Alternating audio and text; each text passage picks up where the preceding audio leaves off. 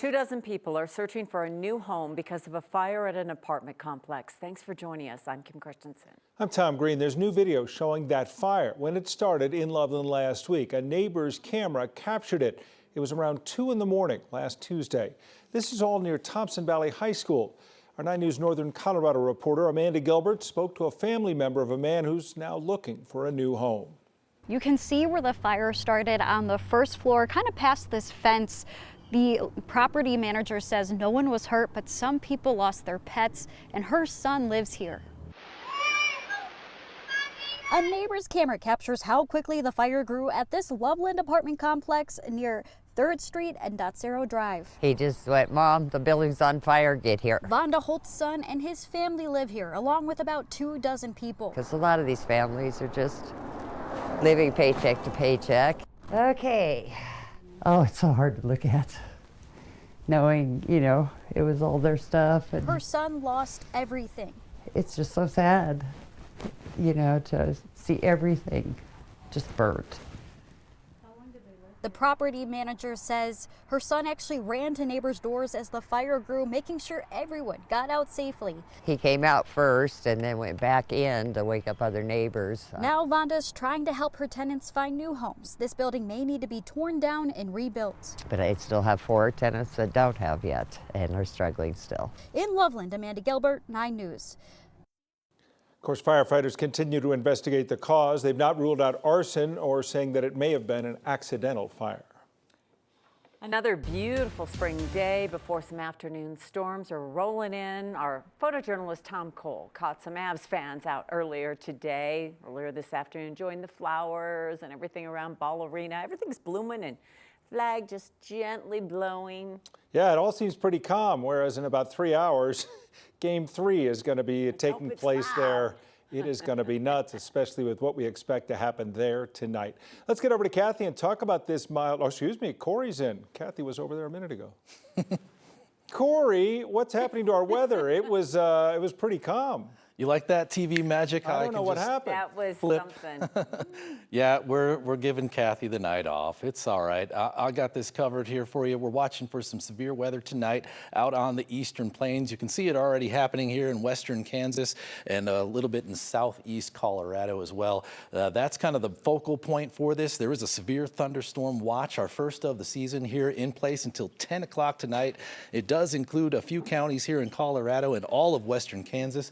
1-inch hail and 60-mile-per-hour wind gusts will be possible. Those storms will be a little bit closer to us tomorrow, although our chances of getting rain are fairly limited here. It's going to be a really nice day, very much like today, with temperatures up there into the 60s once again, with some sunshine through the day. So a decent day here in Denver until a few storms will come in later on in the evening. I'll detail that up in the full forecast. We do have some rain showers on Friday morning and on Friday afternoon. No severe weather on Friday, but that'll probably be our more impactful weather here in Denver. And then an amazing weekend here with mostly dry conditions and those temperatures in the upper 70s. I'll detail that also coming up in the full forecast. Thank you, Corey. New at 4 o'clock, Colorado, one of a dozen states suing the Trump administration, trying to stop his tariffs. That was a lawsuit filed today in the U.S. Court of International Trade. It says the tariff policy in place is unlawful and has brought chaos to the American economy. The suit asks the court to block government agencies and its officers from enforcing the policies. President Trump has previously claimed that he can decide when to impose tariffs based on the International Emergency Economic Powers Act. The lawsuit, though, challenges that, saying the act could only be used in an emergency, such as an unusual and extraordinary threat from abroad. It adds that only Congress has the power to impose tariffs. In Denver, a second case of measles has been confirmed. Denver's Department of Health saying it's an adult. The person is a household contact of the infant in Denver who was first confirmed with the disease earlier this month. The department is saying the person has been under quarantine, so at this point, there is no risk to the public. The largest rideshare company in the U.S. says a new bill making its way through the legislature could force them to end Uber in Colorado. Our partners at Colorado Politics say that bill would require background checks from drivers every 6 months. It would also ban hiring of people convicted of certain crimes like domestic violence. Companies would also be required to investigate complaints about drivers within 72 hours. The vice president of Uber sent a letter to the legislature saying the bill's goal of safety is a shared goal, but things like mandated audio and video recordings is demanding the impossible. The bill passed the House earlier this month and is under consideration in the Senate. As states like Colorado relax the rules on psilocybin or magic mushrooms, more people are giving a trip a try. There's a new study from researchers at Rocky Mountain Poison and Drug Safety, and it found that the use of psilocybin, or those magic mushrooms, is up, way up. And 9 News reporter Rachel Krause is with us now. Rachel, these researchers say their study found it is now the second most used drug? Yeah, the study showed from 2019 to 2023, magic mushrooms were the second most used drug, behind only cannabis. And with increased use came increased calls to poison control. Thinking about tripping? You're not alone. As millions of Americans try psilocybin, new research is tracking that use. Because as laws change on the state level, what we want to do is understand whether or not this is affecting people's health and whether or not this is affecting people's use patterns.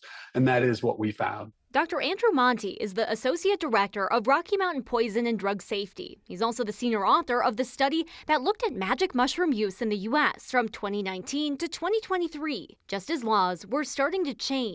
They found psilocybin users jumped from 25 to 31 million Americans. Well, we knew that use was increasing. And in fact, here in Colorado, right, we know that the state is rolling out this healing center program. They've decriminalized use.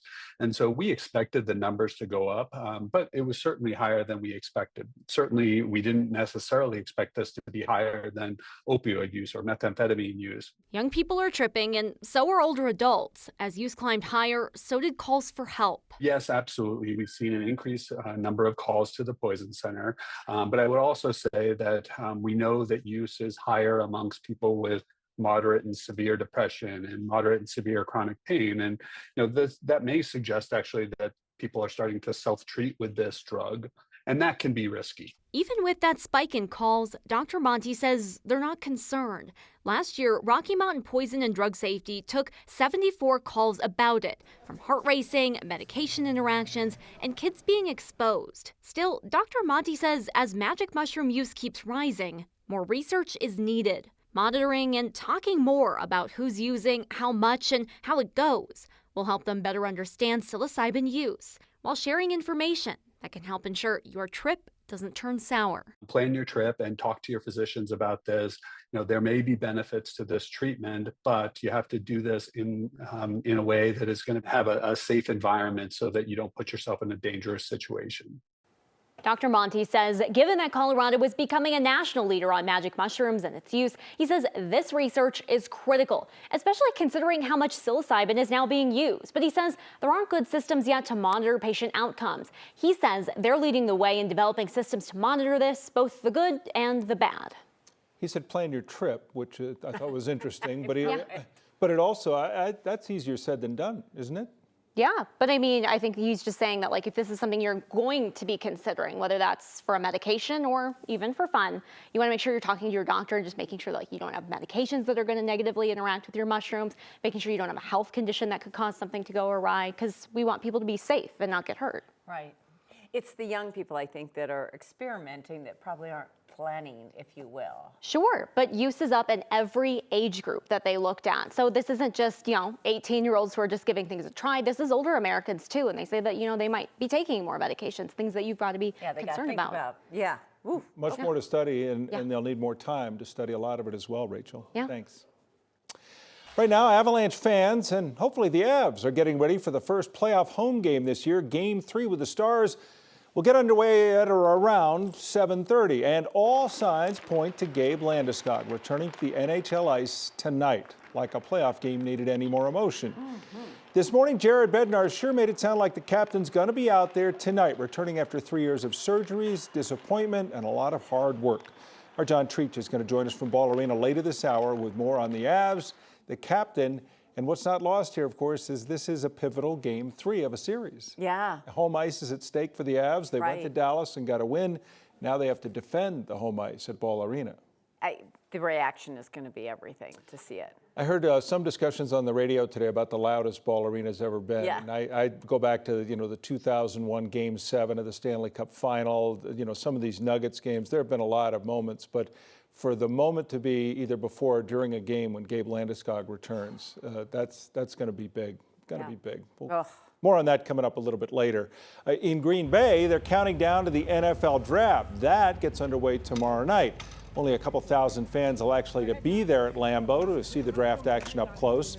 The Tennessee Titans say they're holding on to the first overall pick. Looks like they'll take Cam Ward. As things stand, the Broncos have choice number 20 in tomorrow's first round.